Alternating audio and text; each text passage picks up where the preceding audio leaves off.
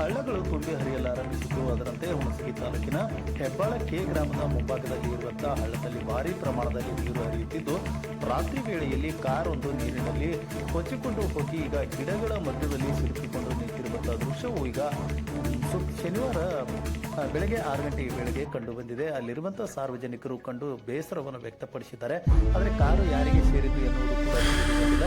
ಆದರೆ ಕಾರು ನಂತರದಲ್ಲಿ ಮರಗಳ ಮಧ್ಯದಲ್ಲಿ ಹೋಗಿ ಸಿಲುಕಿಕೊಂಡು ನಿಂತಹ ಸಂದರ್ಭದಲ್ಲಿ ಸಾರ್ವಜನಿಕರು ಅವರ ನೆರವಿಗೆ ಧಾವಿಸಿ ಅಲ್ಲಿ ಇರುವಂತಹ ಎಲ್ಲರನ್ನ ರಕ್ಷಣೆ ಮಾಡಿದ್ದಾರೆ ಎನ್ನುವಂಥ ಮಾಹಿತಿ ಸದ್ಯಕ್ಕೆ ತಿಳಿದು ಬಂದಿರುವಂಥದ್ದು. ಆದರೆ ಕಾರು ಯಾರಿಗೆ ಸೇರಿತು ಮತ್ತು ಯಾವ ರೀತಿಯಲ್ಲಿ ಈ ಒಂದು ಅವಘಡ ಸಂಭವಿಸಿತು ಎನ್ನುವಂಥದ್ದು ಮಾತ್ರ ತಿಳಿದು ಬಂದಿಲ್ಲ.